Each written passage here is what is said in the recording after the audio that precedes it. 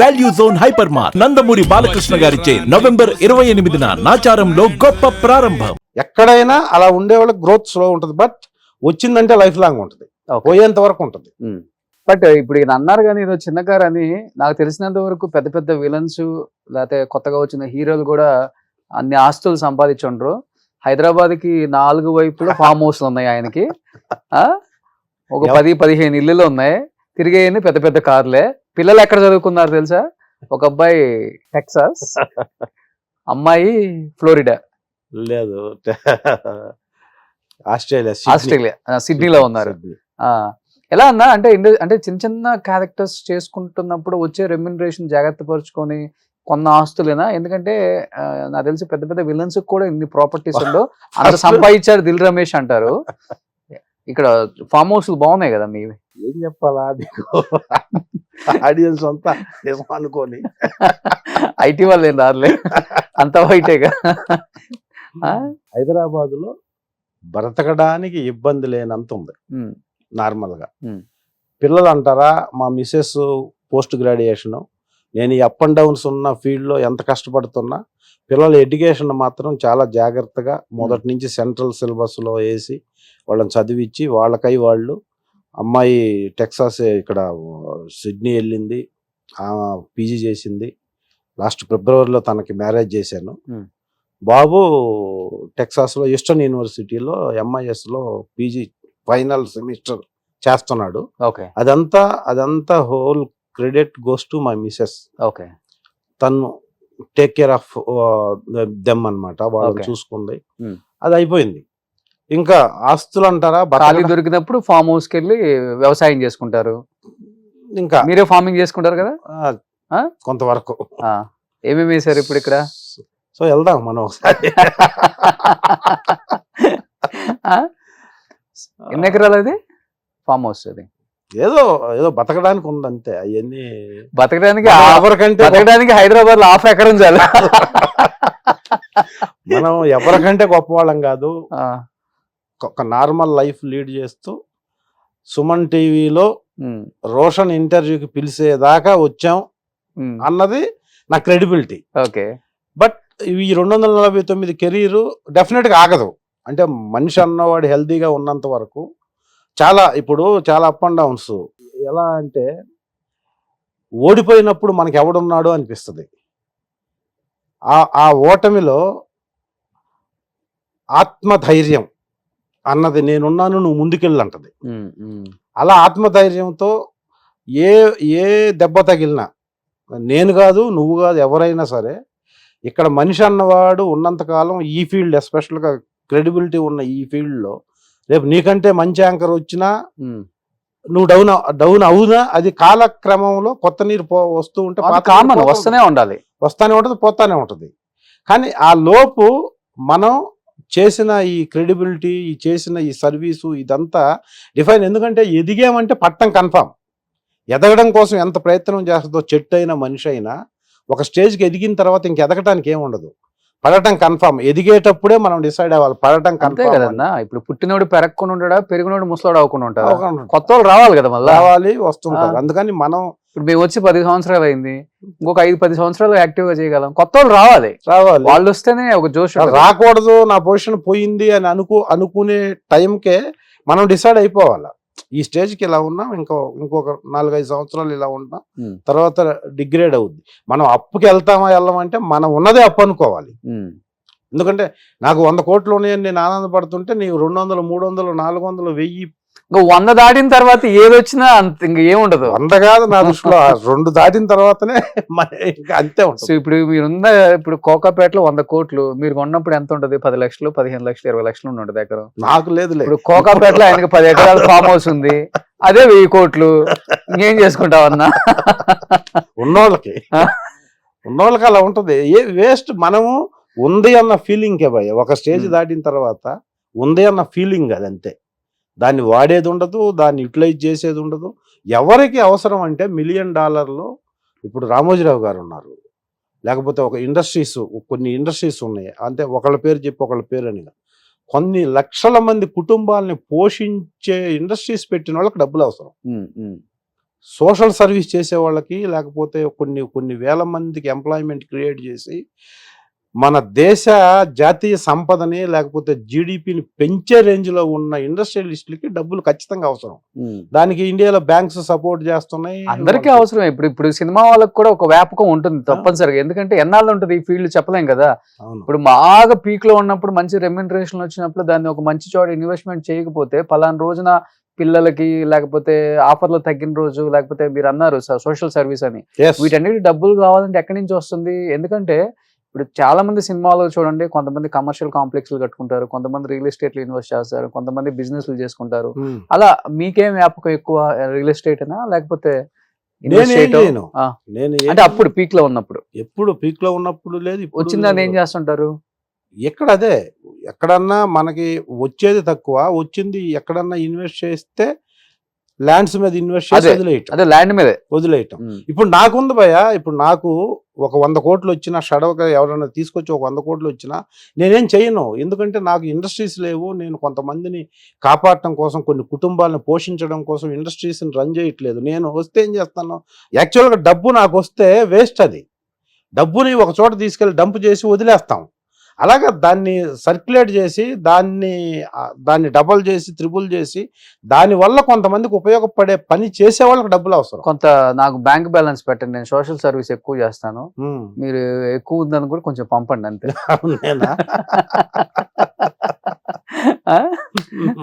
So నాకు డబ్బు వస్తే నేను అదే చేస్తాను భయ్య. డబ్బు లేదు కానీ డబ్బు వస్తే, ఇప్పుడు మీరు ఒక పేరు వినుంటారు, మీరు అలాంటి వాళ్ళని తెచ్చి ఇంటర్వ్యూ చేయండి ఫ్యూచర్లో. కొమర జాజీ అని ఒక పేరు విన్నారా మీరు? కొమర జాజీ అని ఒక అతను తన లైఫ్ మొత్తం సాక్రిఫైస్ చేసి అడవుల్లోకి వెళ్ళి అడవుల్లో ఉన్న ప్లాస్టిక్ డబ్బాలని, ప్లాస్టిక్ బాటిల్ని మొత్తం తీసేసి వర్షాకాలంలో కొన్ని లక్షలు విత్తన బంతులని విత్తనాలని సేకరించి జిల్లా కలెక్టర్ని వాళ్ళని టైఅప్ చేసి స్కూల్ పిల్లల్ని టైఅప్ చేసి తీసుకెళ్లి వర్షాకాలంలో కొన్ని లక్షల విత్తనాలు అడవుల్లో నల్లమల్ల ఫారెస్ట్లో చల్లుతుంటాడు. వేరే పని చేయడు అతను. ఎందుకు? ఆ వర్షాకాలంలో మొత్తం మొలుస్తాయి, వాటిని మళ్ళా వాటికి వాటరు, వాటిని సర్వైవల్ చేసి వాటిని బతికించి వాటిని పెద్ద చేయటం కోసం అడవిలోనే తిరుగుతుంటాడు అతను. ఓకే, సాక్రిఫైస్, లైఫ్ అంతా సాక్రిఫైస్ చేసి. ఇప్పుడు అలాంటి వాళ్ళకి నేను ఏదో చేయాలి అన్న ఆ ప్రయత్నంలో ఉన్నా. కొంతమంది ఫ్రెండ్స్, మా గ్రూపులు కొన్ని ఉన్నాయి, నాకు 30 years బ్యాక్ ఎడ్యుకేషన్ డిగ్రీ చేసిన గ్రూపుల్లో కొంత యాడ్ చేసి, అలాంటి వాళ్ళకి మనం ఏదైనా చేస్తే ఒక మనిషి 1000 మందితో సమానం. ఓకే, అలాంటి చేయాలని నాకు ఉంది. ఎక్కువ అలాంటివి చేస్తుంటారు మీరు కూడా? చేయాలని కొన్ని చేస్తుంటాం. ఇప్పుడు నాకు అతను అంటే నాకు విపరీతమైన అభిమానం. అసలు నల్లమల ఫారెస్ట్లో ఎప్పుడు తిరిగి బస్తాల్లో విత్తనాలన్నీ సేకరించి తీసుకెళ్ళిపోయి వర్షాకాలం వచ్చినప్పుడు ఎక్కడ పడతాడు చల్లేసి, చల్లిని మళ్ళా మొక్కలు అయినాయా లేదా, మొక్క మళ్ళీ బతికిందా లేదా, బ్రతికిన మొక్కను ఎలా కాపాడాలి, అది ఆయుర్వేదం వైద్యానికి ఉపయోగపడే ఎన్నో మొక్కలు సర్వనాశనం అయిపోయినాయి ఫారెస్ట్ లో. మీరు ఇప్పుడు చెప్తుంటే గుర్తొస్తుంది, చాలా మంది ఆర్టిస్టులు చెప్పారు నాకు, హీరోస్, కొంతమంది విలన్స్. దిల్ రమేష్ సెట్లో ఉన్నారు అంటే చాలా ఫిలాసఫీ చెప్తారు, బాగా వినాలనిపిస్తుంది. హీరోలు అయితే అలా కూర్చోబెట్టేసుకుంటారు అని. బాగా మీకు అంటే మీకు చాలా ఫ్లెక్సిబుల్ అనుకున్నా, లేకపోతే వాళ్ళు మిమ్మల్ని ఫ్లెక్సిబుల్ గా ఉండే ఆర్టిస్ట్ అనుకున్నా, కంఫర్ట్ గా ఉండే హీరోస్ అంటే ఎవరని చెప్తారు? మీకు అందరితో వర్క్ చేశారు, ప్రభాస్, ఎన్టీఆర్, అల్లు అర్జున్, మహేష్ బాబు, వాళ్ళు వీళ్ళని లేకుండా అందరితో వర్క్ చేశారు. అందరూ కంఫర్ట్. బాలకృష్ణ గారు చాలా కంఫర్ట్ గా ఉంటారు నాతో. అంటే నేను చేసే క్యారెక్టర్లకి ఆయన నాకు ఇచ్చే రెస్పెక్ట్ కి అసలు ఎవరో కంపేర్ చేసుకోలేరు. ఈవెన్ బోయపాటి గారు కానీ డైరెక్టర్లో, అంటే ఎక్కువ మనతో మింగిల్ అయ్యి మన గురించి తెలిసిన వాళ్ళు చాలా చాలా రెస్పెక్ట్ ఇస్తారు. అది తెలియచెప్పడానికి మనం ఏం ప్రయత్నం చేయం. కానీ మీరు అన్నట్టు కొంతవరకు మనతో నాతో కో ఆర్టిస్టులు ఉంటారు, చాలా మందికి తెలుసు. మనం కూర్చుంటే ఇలా మాట్లాడుతూ ఉంటాం. ఓకే, సెట్లో నాకు తెలిసినంత వరకు మనకి ఎక్కడ బ్యాడ్ నేమ్ లేదు ఇండస్ట్రీలో. అలా అని చెప్పేసి ఓహో అతనికి ఇచ్చేసి మనం ప్రమోట్ చేద్దామని కూడా అనుకోకపోవచ్చు ఎవరు. బట్ ఇవ్వద్దు, అతను వేస్ట్, అతనికి ఇవ్వకూడదని నాకు తెలిసి అయితే ఎవరు అనుకోరు. మన వల్ల ఏ ఉపయోగం లేదు కాబట్టి ఇస్తే ఏంట్లే అని అనుకోని లైటర్ వేలో ఉండొచ్చు, కానీ ఎవరన్నా ఇద్దాం అనుకున్నప్పుడు అతనికి వద్దు అనే మాట మాత్రం ఎక్కడ రాదు అని నేను ఫీల్ అవుతున్నా. అంటే ఇప్పుడు మీ కాంబినేషన్స్ అన్ని డూమ్ డామ్ గానే ఉంటాయి కాబట్టి, ఎక్కువ కొట్టుకునే సీన్లు, కొట్టించుకునే సీన్లు, మీరు కొట్టే సీన్లు ఉంటాయి కాబట్టి, ఇలాంటి సీన్లు ఉన్నప్పుడు మంచి మంచి మెమరబుల్ మూమెంట్స్ భలే ఉంటాయి హీరోస్ తో. నేను ఒక్కొక్క హీరో చెప్తాను, ఆ ఫైట్ సీక్వెన్స్ కావచ్చు, ఆ సినిమాకి సంబంధించిన దాంట్లో అసలు ఫన్నీగా ఇప్పుడన్నా ఎదురు పండగ నవ్వుకునే ఒక సీన్ అంటే అలా గుర్తొచ్చేస్తుంది. ఫస్ట్ మహేష్ బాబు గారు అంటే ఏమని చెప్తారు? మహేష్ బాబుతో నేను ఎక్కువ సినిమాలు చేయలేదు, ఒక్కడు చేశాను. తర్వాత ఈ మధ్య రీసెంట్ గా మహర్షి చేశాను. ఓకే. మహర్షిలో మంచి మంచి క్యారెక్టర్ చేశాను, మంచి డైలాగు.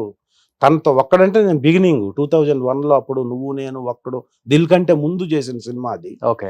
అప్పుడు అంత మనకి ఇంటరాక్షన్ లేదు. మహేష్ బాబు గారు కూడా చాలా సిగ్గుపడతా ఉండేవాళ్ళు అప్పుడు. ఓకే. సో మహర్షిలో మంచి డైలాగ్స్ తనతో ఉన్నాయి. ఒక విలేజర్ క్యారెక్టర్ చేశాను నేను. ఆయన అసలు